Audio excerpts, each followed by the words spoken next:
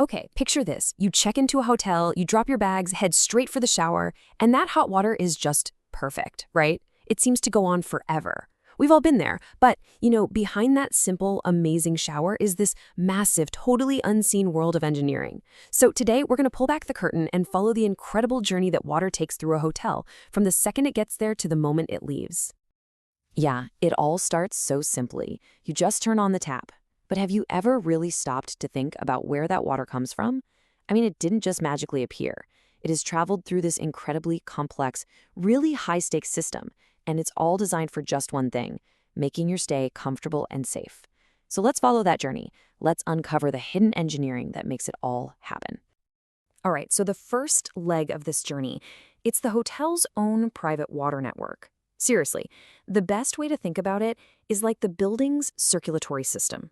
You've got this whole web of pipes, pumps, and tanks, and they are all working 24/7 to get water exactly where it needs to go. And this whole process, it's a total masterclass in logistics. It has to be, right? Because it's designed to handle these huge swings in demand. It all starts at the source. Usually, that's just the city's water supply. Then it gets treated to make sure it's safe. After that, it's stored in these enormous tanks. I mean, big enough to handle that morning rush hour, when basically everyone is trying to shower at the same time. Then you've got the pumps. These are like the heart of the whole system, pushing that water with enough pressure so the person in the penthouse gets the same great shower as someone on the ground floor. And finally, this massive network of pipes, the building's arteries, carries it to every single room. Okay, so you've got this amazing network of pipes, but it's constantly under attack from this invisible enemy. It's something that can literally cripple the entire system from the inside out. And that enemy is hard water. So what even is hard water anyway? Well, it's pretty simple. When rain falls and seeps through the ground, it picks up tiny bits of minerals from rocks, mostly calcium and magnesium. Now for us, it's perfectly safe to drink. But for a hotel's plumbing, for its expensive machinery, those minerals are basically poison. And this is exactly why hotels basically go to war against hard water.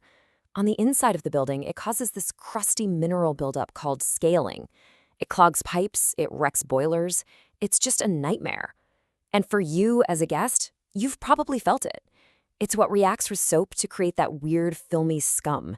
It stops you from getting a good lather, and everything just feels, well, less clean. Soft water, on the other hand, is the hero of our story. It protects the pipes and gives you that rich, bubbly shower we all love. So how do they fix it? Well, one of the most popular ways is a process called base exchange. It's actually a really clever bit of chemistry.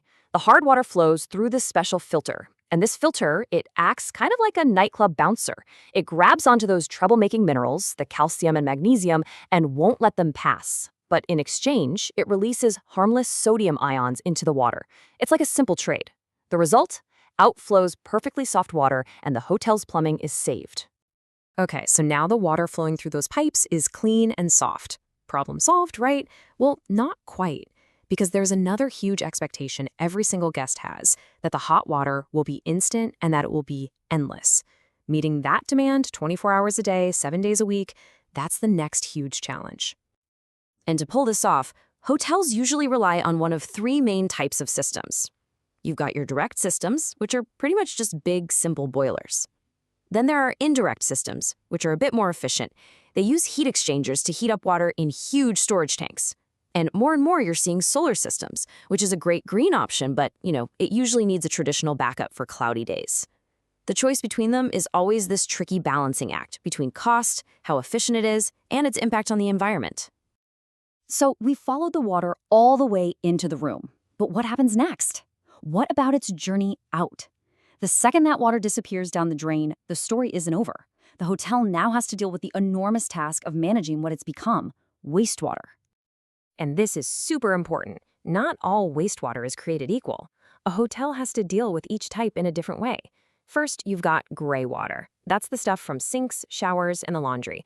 Then there's black water, which, is from the toilets. But the biggest headache of all is something called sullage. That's the wastewater from the kitchens, and it is loaded with fats, oils, and grease, or fog as it's known. And fog is notorious for creating these huge, destructive clogs in the pipes. It's a real menace. Now, a hotel can't just flush all of this down the drain and let the city deal with it. Nope. In fact, a lot of the bigger hotels have their very own in-house solution to clean up their own mess. And they do this in their own on-site sewage treatment plant, or STP. It's basically a 3-step cleanup process. The first step, primary treatment, is pretty physical. It's like a giant sieve that screens out all the big stuff. But the real magic happens in the secondary stage. Here they unleash a purpose-built army of good bacteria to literally eat up all the organic gunk.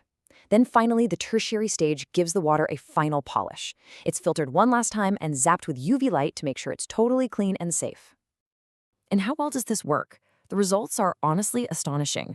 A really good, well-run STP can remove 90 to 95% of all the pollutants. Think about that for a second. It transforms raw sewage into clean water.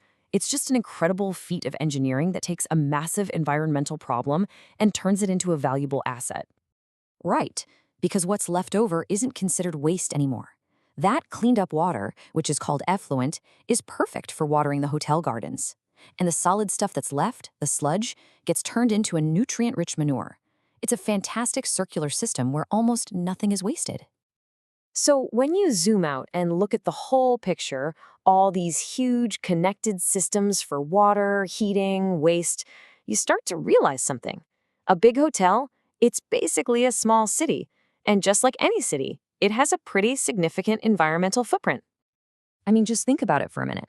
All of these operations can create all 4 major kinds of pollution. You've got water pollution, which we've been talking all about. There's air pollution from the boilers and generators. You can have soil pollution if the solid waste isn't dealt with properly. And yeah, even noise pollution from all that hidden machinery that's humming away 24/7.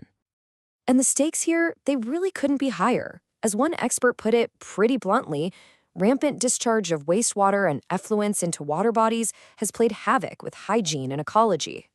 We're not just talking about bad smells here. We're talking about destroying local ecosystems and putting public health at risk. And that is exactly why these on-site treatment plants are so incredibly important. So, the next time you're in a hotel and you see that little card asking you to reuse your towels, you'll know what's really going on. That card is just the tiny, tiny tip of a colossal iceberg. Real sustainability in a hotel isn't just about laundry. It's about the invisible, round-the-clock management of this entire hidden world we've just explored. So after all this, I have a question for you. What does sustainability in a hotel really mean to you now?